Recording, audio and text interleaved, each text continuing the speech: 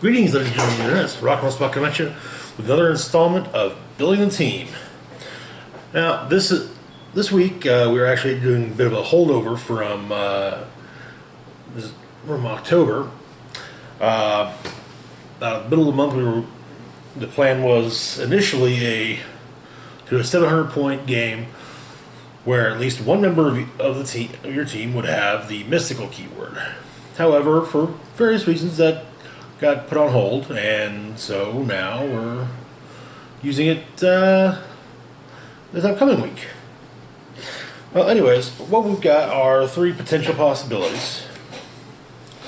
We've got a Justice League team, an X-Men team, and a Guardians of the Galaxy team. So, as we don't get to do a lot of DC stuff, let's start with the DC team, shall we? The theme, like I said, it's a Justice League team, and we've got, kicking things off, we've got Ice, admittedly better known for her involvement in Justice League International,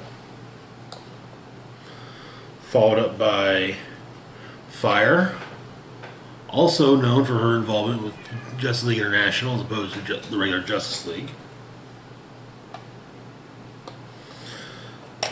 Then we've got long-standing member of the Justice League, the Atom. This is the Ray Palmer version.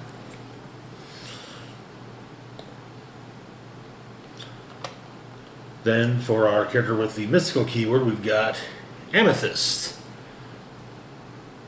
I have no clue who this is, so yeah.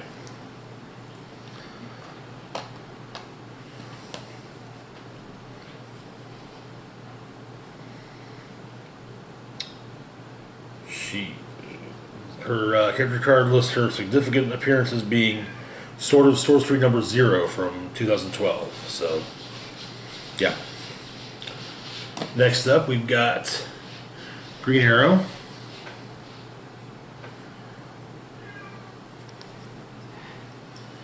Which honestly is one of my go-to figures for DC teams anymore.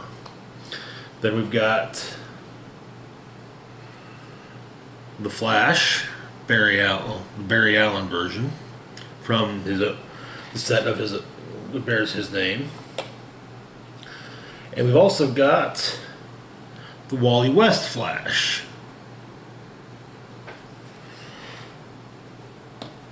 Alright, so what do each of these characters bring to the table? We'll start off with Ice.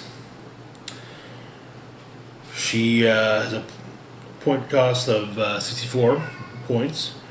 She's got the JLA team ability, which is the same as the Avengers team ability. As I recall, the new version is when they get speed +1 when given a move action. Now, that's a move action, particularly not when moving. Then she's got Deity, Global Guardians, Justice League, and Justice League International keywords. And she has the Unlikely Couple trait. When a friendly character named Guy Gardner is adjacent to Ice, they both modify their attack values by +1 if not already modified by this attack, or this effect. Sadly, I'm not using Guy on this team, so... and she opens up with Running Shot, Incapacitate, and Barrier. She clicks into Plasticity on Speed and Defend on Defense. Next up, we've got Fire.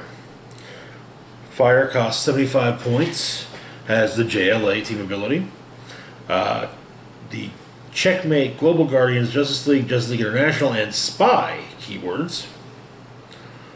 And she's got the Fast Friends trait. When Fire carries a character named Ice that has no action tokens, Ice may be given a non-free action this turn. Okay, alright. That's more than a little bit useful, to be perfectly honest. She opens up with running shot, energy explosion, energy shield deflection, and the special power on damage, fiery form. When fire takes damage from a close combat attack, the attacker is dealt one unavoidable damage. She then clicks into poison, and on damage, range combat expert. She also has the sharpshooter ability, which allows her to make ranged attacks against adjacent opposing characters. Alrighty. Next up, we've got the Atom. It's got a point cost of 75 points. The JLA team ability. He's got the Justice League and Scientist keywords. Got a trait White Dwarf Star Matter. Bleh. The Atom can use stealth. He's also got the tiny size damage symbol. We open up with the special move power, Ride the Phone Lines. The Atom can use phasing teleport. When the Atom is given a move action, if he occupies a square with an unheld object, before moving, he may place him in any other square with an object. Okay, alright, that can be very useful. He clicks into, also on his opening click, we've got Precision Strike, Super Senses, and Outwit. He clicks into Charge on Speed. And on damage, he clicks into Perplex, which then gives way to Close Combat Expert. Now the tiny size symbol gives him a +1 to his defense against range combat attacks. And as I recall, he does not block lines of fire. Could be mistaken, but he does. But I think he can lock combat, lock opposing friendly characters. All right, Amethyst, 83 points. The Mystics team ability. Gem World, Justice League, and Mystical keywords. We got the trait Mystical Wards. Amethyst ignores the Mystics team ability. When a character is given an action to activate a power and attacks Amethyst, she can use Shape Change. That kind of comes off as Amethyst can use Shape Change. Anyways, we open up with phasing teleport on movement, penetrating psychic blast on attack, the special defense power Crystal Shield. Amethyst can use energy shield deflection and toughness. Okay, and then probability control on damage. On speed, she clicks into mind control and then force blast. While on defense, she clicks into super senses, and damage, she clicks into enhancement. Okay, not bad. Next up, Green Arrow, who comes in at 85 points, bringing the JLA team ability, as well as Justice League Elite, Martial Artist, Politician, and Star City keywords. Then we've got the trait Trick Arrows. Green Arrow begins the game with 5 Trick Arrow tokens. Give Green Arrow a free action or remove a Trick Arrow token and choose Energy Explosion, Incapacitate, Precision Strike, or Penetrating Psychic Blast. Green Arrow can use that power this turn. Personally, every other time I've used this Green Arrow, I generally pick Penetrating Psychic Blast. Especially with that 7 range that he's toting around. Anyways, we start off with Running Shot, and Energy Shield Deflection, Running shot gives way to sidestep. Inertial deflection gives way to super senses, which gives way to combat reflexes. And later on the dial, we've also got range combat expert. Okay, not too shabby. And all the while, he's got 3 targets, which I should mention earlier. Fire and ice each have 2 targets and 6 range, and amethyst also has 1 target but 7 range. Next up, we've got the Barry Allen Flash. Comes in at a whopping 130 points to the Justice League and Police Department team abilities. He brings Central City, Justice League, Police, Scientist, and Speedster keywords to the table. He's also got improved movement, ignores elevation. And he's got 2 traits. First off, we've got Speed Force. When the Flash moves at least 1 square and hits 1 or more adjacent characters, you may place a speed token on this card after actions resolve. Increase Flash's speed value by the number of speed tokens on this card. Okay. Next up, we've got Faster Than Thought. The Flash can use super senses. Once per turn, you may remove a speed token from this card to re-roll one of his super senses rolls. Okay, alright. That's actually pretty good. We've got on movement, we started off with hypersonic speed. Nothing on attack for the whole dial.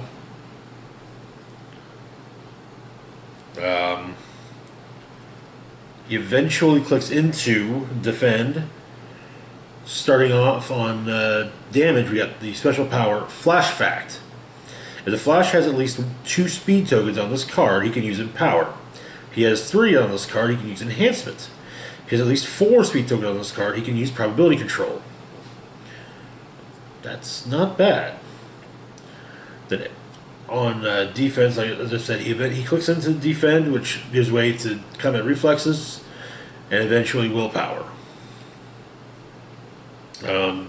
Move on speed. Hypersonic speed eventually gives way to charge. Finally, we got the Wally West Flash. 149 points, no team ability.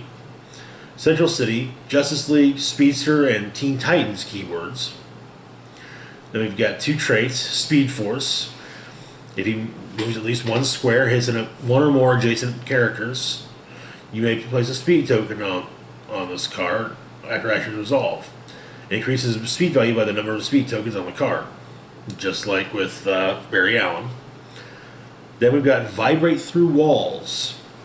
If the Flash has at least 2 speed tokens on this card, he can use Improved Movement, Ignores Hindering Terrain, and modifies his defense value by +1. If he has at least 3 speed tokens on this card, he can use Flurry, and Improved Movement ignores elevation. If he has at least 4 speed tokens on this card, he can use Improved Movement, ignores and destroys blocking terrain, and deals 1 damage to all other characters adjacent to a square of blocking terrain he moved through. Woof. That's definitely worth the 150 points, or almost 150 points. We open up with hypersonic speed because, well, Flash. Precision strike on attack. Super senses on defense. He's also got Indomitable, so he's got built-in willpower. And probability control on damage. Hypersonic speed gives way to charge. Precision strike gives way to poison. Super senses gives way to combat reflexes. Probability control gives way to perplex, which then gives way to the special damage power Heart of the Flashes. Give the Flash a free action and remove a speed token from this card. When you do, until your next turn, friendly characters modify their speed values by +2, and opposing characters modify their speed values by -2. Wow! I wonder if goddamn ever actually get that figure. Woof. Now, because they all have the Justice League keyword, I'm also giving that, and got the points, giving them the Justice League Silver Age alternate team ability. Once per game, choose any team ability or opposing character. Each friendly character using this team ability modifies their attack value by +1 when attacking the chosen character or a character with a chosen team ability. So that can be useful.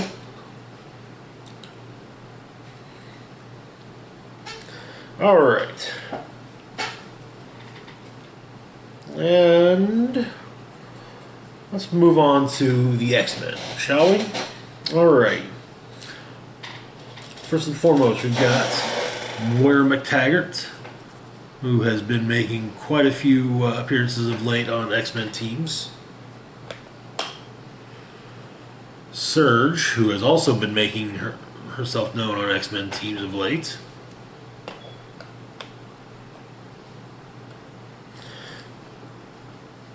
The OP kit version of Havoc.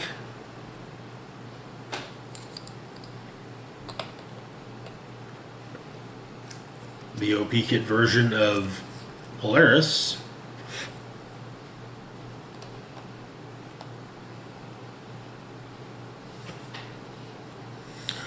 Long Shot from Wolverine and the X-Men.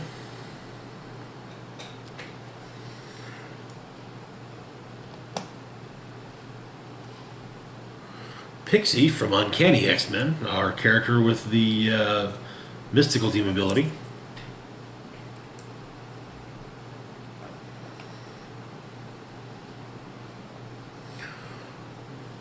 The Booster Wolverine from Wolverine and the X-Men.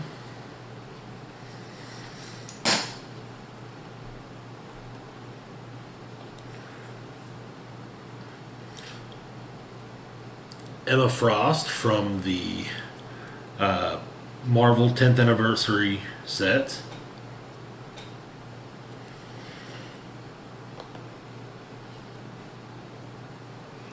And finally, Bishop from the Wolverine and the X-Men booster set. Admittedly, that's the only version there was in the set, but still. Also, the last version of Bishop we've had in the game.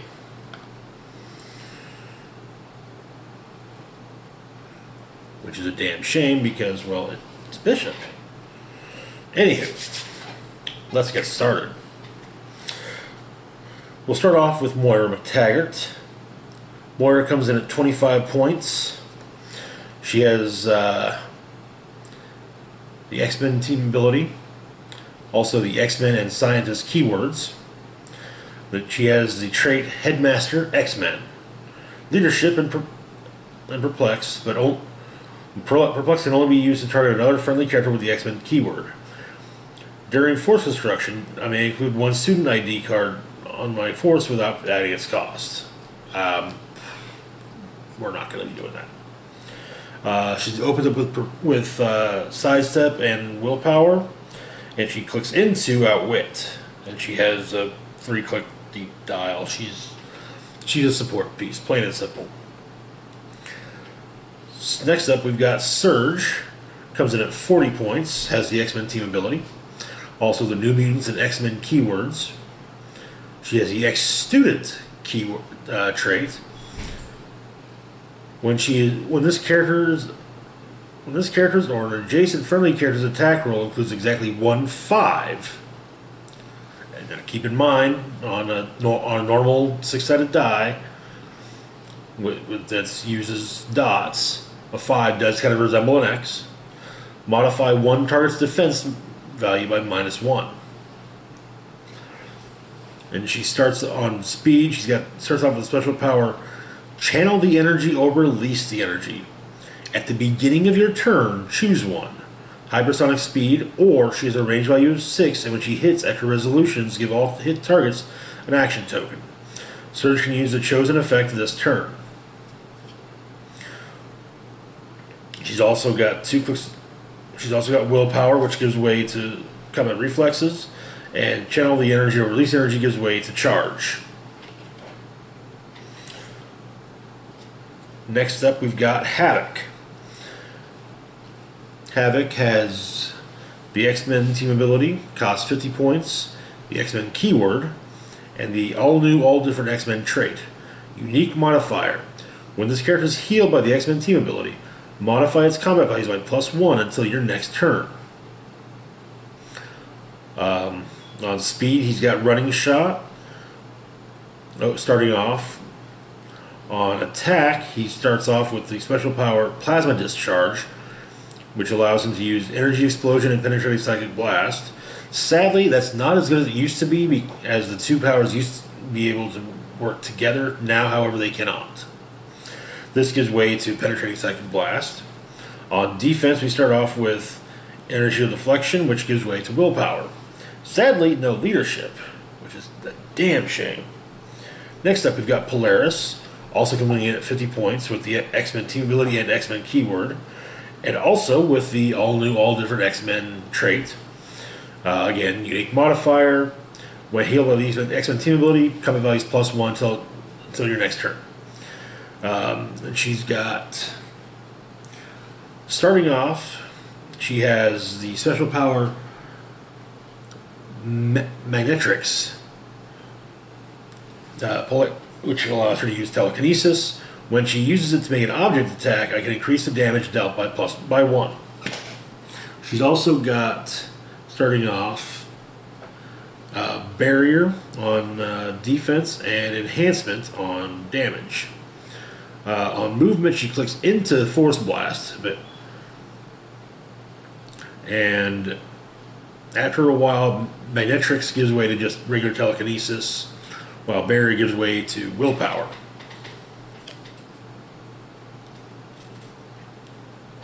Next up, we've got Longshot. Now, this is one that requires some discussion. First off, comes in at 75 points. He has no team ability.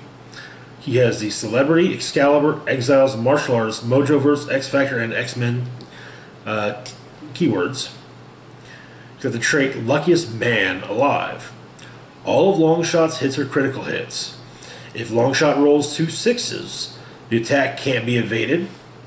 Damage dealt is increased by an additional 1, and damage dealt can't be reduced below 3. That is not bad. That is not too shabby at all. He's got 5 range with 2 targets. Oh, by the way, Polaris has 6 range with 1 target, and Havoc has 7 range with 1 target.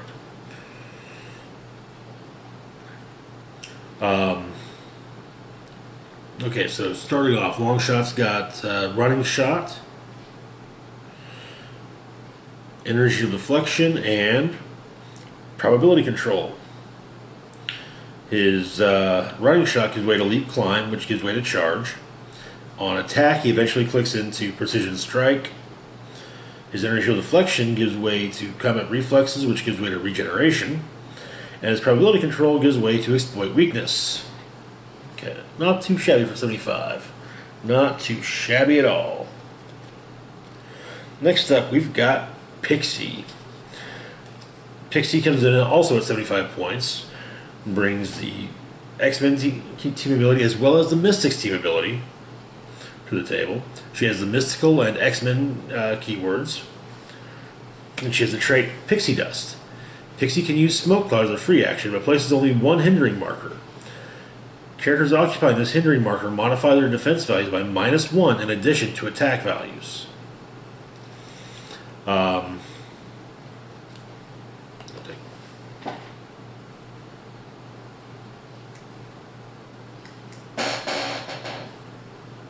Okay, there we go. Yeah, but once you use her, yeah, anyway. She opens up with the special movement power Teleport spell. Pixie can use Phasing Teleport. When she does, she may carry characters with the wing symbol and may carry 2 characters. She may carry 4 characters instead if they all have the X-Men keyword. Oh, that's not too shabby at all. That gives way to Charge, which gives way to Sidestep. On attack, she eventually clicks into the special power Soul Dagger, allowing her to use Blaze Claws, Fangs, and Precision Strike. On defense, she starts off with Super Senses, which gives way to Inertial Deflection. Then on damage, she starts off with Perplex, which gives way to Support. Well, not too shabby. Next up, we've got Wolverine. Wolverine has a point cost of 100. The X-Men team ability, the Alpha Flight, Animal, Weapon X, and X-Men keywords. We got 2 traits. First off, Track and Kill. At the beginning of the game, choose an opposing character. At the beginning of your turn, if that character was within 6 squares of Wolverine, choose one. That character can't use Shapeshifter stealth this turn, or modify Wolverine's speed value by +2 this turn. Next up, we've got Healing Factor. At the beginning of your turn, you may heal Wolverine of 1 damage. Anyway, we open up with Charge, Blades, Claws, Fangs, with a 12 attack, I might add, and Toughness. In fact, the damage portion of this dial is bare the entirety of it. After Charge gives way to Leap, Climb. Toughness gives way to Invincible, which gives way to Super Senses. So sadly, and kind of surprisingly, no additional regeneration, but not entirely surprising. Next up, we've got Emma Frost. Emma has a point cost of 114. When she's got the Brotherhood and X-Men team abilities. Brotherhood team ability is the same as the Avengers and the Justice League. So when she's given a move action, she gets a +1 to her speed value. She's got the Dark X-Men, Hellfire Club, Hellions, and X-Men keywords. She opens up with Mind Control, Penetrating Psychic Blast, Super Senses, and the special power Team Advisor. Emma Frost can use Leadership and Outwit. Okay. Now, Mind Control gives way to the special power, I'm immune to your clumsy psychic powers, darling. Emma Frost possesses Battle Fury and can use Willpower. When she is the target of Penetrating Psychic Blast, modify her defense value by +2. Basically to represent her diamond form. Her Penetrating Psychic Blast gives way to You Cannot Hide From Me. Emma Frost can use Penetrating Psychic Blast and the Sharpshooter ability. Super Senses gives way to the special defense power Secondary Mutation. When this power appears, stop turning the dial. You may choose to click Emma to click number 8. Emma Frost can use Super Senses. Then defensive. After that, on defense, we've got Impervious and Invulnerability. Then Team Advisor gives way to Outwit. Then Perplex. Then Exploit Weakness. Not too shabby for 114 points. And finally, we've got Bishop. Clock can get 140 points with the PD and X-Men team abilities. He also has the Detective, Future, Police, and X-Men keywords. And we've got, starting off on movement, or on speed, the Time Slide special power. Once per game, give Bishop a double power action to use Phasing Teleport. When you do, he can use probability control until your next turn, and after actions resolve, you may give him a close or range combat attack as a free action. He's also got the Sharpshooter ability, and he opens up on attack with Energy Redirection. Bishop can use Energy Explosion. If he healed from his Energy Absorption power since your last turn, he can use 3 targets and modifies his combat values by +1. Defensively, he starts off with Toughness, and on damage, he starts off with Ranged Combat Expert. Then Time Slide gives way to Running Shot. Energy Redirection gives way to 1 shot to change the future, or to Penetrating Psychic Blast. Toughness gives way to the aforementioned Energy Absorption. When Bishop would take damage from an opponent's ranged combat attack, roll a d6 instead. If the result is 1 through 3, he takes 1 damage. If it is 4 or 5, he heals 1 damage. If it is at a 6, he heals 2 damage. Okay, alright. Then Range Combat Expert clicks into probability control. Alright, not too shabby for 140 points. Not too shabby at all. I'm actually curious to see the next version of Bishop that WizKids makes, just to see how they improve upon this or what. Anyways, finally, as we're capping ourselves at 3, we've got Guardians of the Galaxy. With the future, Inhuman from the future, Talon. Yes, the original Guardians of the Galaxy team was actually comic was set in the future, and amongst their lineup was eventually an Inhuman named Talon. He actually he's one of the 2 with the 2.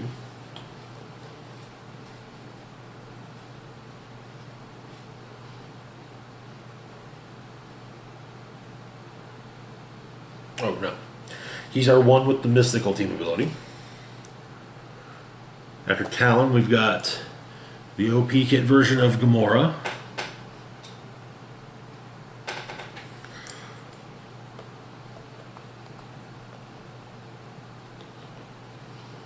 Followed by Killraven, from a different future.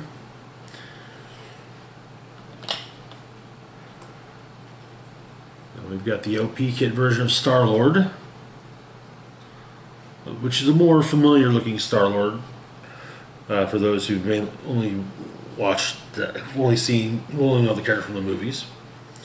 Next up, we've got Moondragon, member of the Infinity Watch for a while, as well as in the comics, the daughter of Drax. Seeing as how Drax is, at least the last time initially, was basically a modified human who is designed to kill Thanos. Speaking of Drax, next up we've got the OP kit version of Drax. I absolutely love this sculpt for Drax. It is, in all honesty, probably my favorite Drax sculpt ever.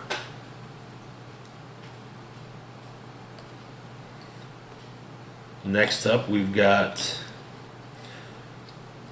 the booster set version of Star-Lord from Guardians of the Galaxy. More traditional look for Peter. I mean, they actually have since changed. Peter Quill pretty much does dress like he did in the movies now, in the comics. And finally, Starhawk, another member of the future lineup.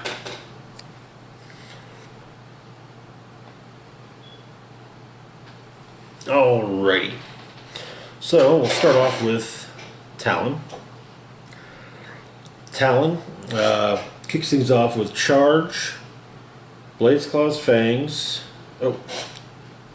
60 points, no team ability, Guardians of the Galaxy, Inhumans, and mystical keywords. Like I said, we start off with Charge, Blades, Claws, Fangs, Toughness, and what's that? And probability control. Charge gives way to leap climb. Toughness gives way to combat reflexes, and probability control gives way to exploit weakness. Alrighty, next up we've got Gamora. 60 points as well. No team ability. So we've got the Assassin, Graces, Guardians of the Galaxy, Infinity Watch, and Warrior keywords. Then she's got improved movement, ignores characters.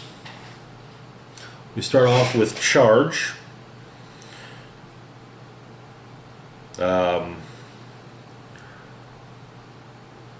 Blades, Claws, Fangs on attack. Take advantage of your sloppiness special power on defense. Gamora can use super senses. When she uses super senses to avoid a close combat attack, you may immediately place her into a square adjacent to the attacker. Okay. And she also, and finally, on her starting off, we've got Exploit Weakness. Now, Charge gives way to Sidestep. Take advantage of your sloppiness gives way to combat reflexes. And Exploit Weakness gives way to Close Combat Expert. Next up, we've got Kill Raven. 76 points, no team ability. Future, Guardians of the Galaxy, Martial Artist, and Warrior keywords. We've got opening up with Charge. Blades, Claws, Fangs. No, not Blades, Claws, Fangs. Precision Strike. Toughness.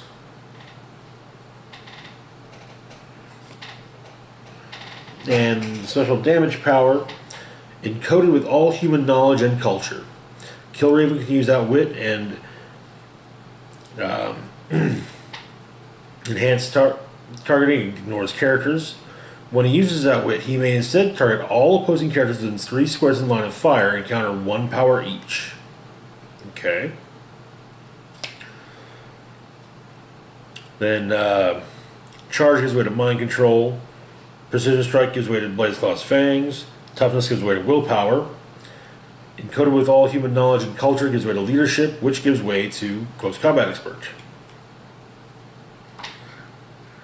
Next up, we've got Star-Lord. 79 comes in at 79 points with no team ability. Got the Guardians of the Galaxy, Soldier, Spartoy, and Warrior keywords. Then we've got enhanced targeting, ignores hindering terrain. Also, range-wise of targets should be noted. Gamora and Killraven both have 4 range and 1 target each. Star-Lord has 6 range with 2 targets. Anyways, he starts off with Running Shot. Nothing on attack to begin with. Toughness. And special damage power, Leader of the Guardians. Star-Lord can use Leadership. When he does, if he removes an action token from a character with the Guardians of the Galaxy keyword, modify that character's combat value by +1 until your next turn. Anyways, Running Shot gives way to Sidestep. He clicks into Precision Strike, which clicks into the special attack power, Eat My Dust. Star-Lord can use Charge and has the Flight ability. After he moves an action resolve, he can use Smoke Cloud as a free action. When he does, he may place any number of hindering terrain markers, but only in squares he moved through. Okay, alright. Toughness gives way to Energy Shield Deflection, and Leader of the Guardians gives way to Ranged Combat Expert. Alright, not bad for just under 80 points. Moving on to Moondragon. Comes in at 85 points. And she's got the Avengers, Defenders, Guardians of the Galaxy, Infinity Watch, and Martial Artist keywords. That's a few. Opens up with nothing on speed. Telekinesis on attack. Energy Deflection on defense. And Shape Change on damage. Now on movement, she clicks into Running Shot, which then clicks and gives way to Charge. Telekinesis on attack. Telekinesis gives way to Psychic Intrusion. Moondragon can use Penetrating Psychic Blast. When she does, after action is resolved, she may use Mind Control to target a hit character as a free action. Very nice.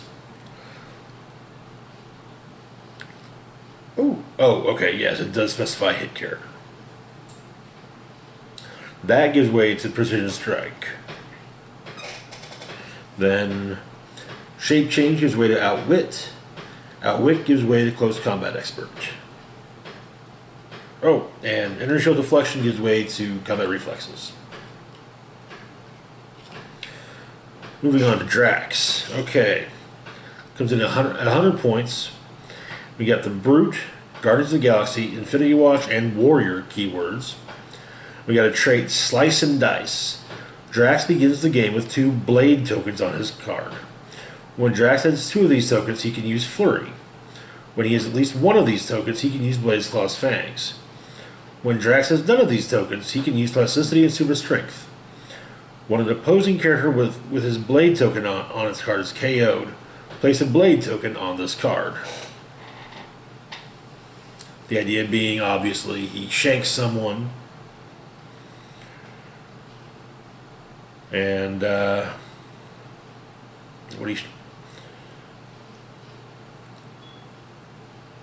if he uses the knives to shank someone, when they're KO'd, he gets his knife back. Anyways, we start off with Charge, as well as the special power on attack, Blade Throw. Give Drax a power action, remove a Blade token from this card to make a ranged combat attack as if he had a range value of 6. If you do, roll a d6 and replace his damage value with the result, lock it, and then place a Blade token on the hit target's card. Speaking of range, Moondragon has a range of 6 with 1 target. So yeah, that kind of goes with the end of Slice and Dice when specifying when a character with a Blade token on it is KO'd. Next up on defense, we've got Never Stops, Never Tires. Drax can use Invulnerability and Willpower. That gives way to Toughness. And Charge gives way to Sidestep. Okay. Moving on to the other Star-Lord. 110 points. Guardians of the Galaxy, Imperial Guard, Pilot, Spartoy, and Warrior keywords. 6 range with 2 targets. Improved targeting ignores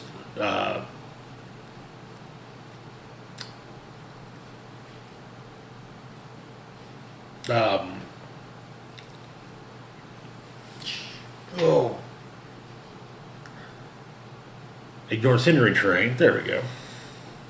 We got the trait Guard the Whole Galaxy. Friendly characters with the Guardians of the Galaxy's keyword may replace their defense value with the highest printed defense values among friendly characters with that keyword. Yes, that is the entire reason I use this character as well, this version of Star-Lord as well as the other one. I usually try to avoid doubling up on characters that aren't generics, but this is one of those cases where, yeah, you just have to. Anyway, we start off with Running Shot, Energy Explosion, Energy Deflection, and the special damage power, Tactical Maneuver. Star-Lord can use Outwit. When he does, he can count range and draw lines of fire from any friendly character that shares a keyword with him. That's the other reason he's on this team. Anyway, Running Shot gives way to Stealth. Inertial Deflection gives way to Combat Reflexes. Tactical Maneuver gives way to Range Combat Expert, which gives way to Close Combat Expert. Now, finally, we move on to Starhawk. Alright, Starhawk comes in at 130 points. He's got the Cosmic, Future, and Guardians of the Galaxy keywords. He's got improved targeting, ignores hindering terrain. He's got a trait, occupy the same physical space. After an action resolves during which Starhawk took damage from an opposing character, you may replace him with Guardians of the Galaxy number 24 Alita on the same click number. I'm not really planning on doing that with this lineup, but I can. We start off with Running Shot, Penetrating Psychic Blast, Inertial Deflection, and the special power I have lived all this before. Once per game, roll a d6 that can't be re-rolled. Minimum result 2. Place that many past lives tokens on this card. Give Starhawk a free action to remove a past lives token from his card, and he can use Outwit and Probability Control until your next turn. So that's something to do right at the start of the game, in all honesty. Anyways, Running Shot gives way to Hypersonic Speed, which gives way to Phasing Teleport. Penetrating Psychic Blast gives way to Energy Explosion. Inertial Deflection gives way to Toughness, which gives way to Regeneration.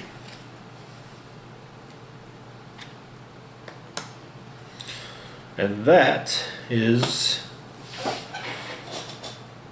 that Guardians of the Galaxy lineup. As well as the X-Men lineup that I'm potentially considering using, and the Justice League lineup I'm potentially considering using. It's honestly hard to pick which lineup I would most want to use, because they've all got really good things going for them, you know? Oh well.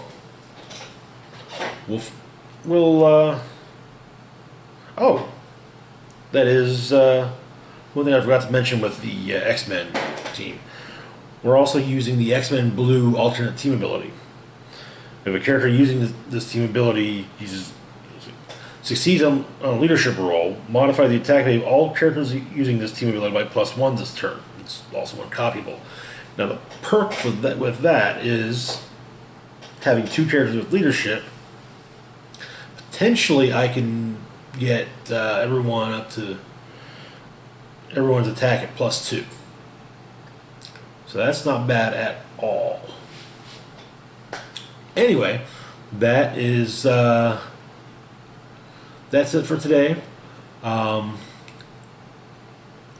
Hopefully within the next week we'll finally get the review for Rob Zombie's Halloween 2 up and running. I am so absolutely sorry that it took so damn long to get the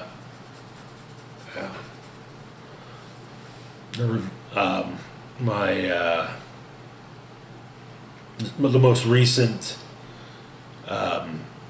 comic book roundup up and running, and hopefully that will never happen again. Anywho, that's it for today. As always, feel free to like, share, and subscribe. Links to my Facebook page, Twitter page, and Patreon page are in the description box down below. This is Rock and Roll Spock signing off, saying live long and rock hard.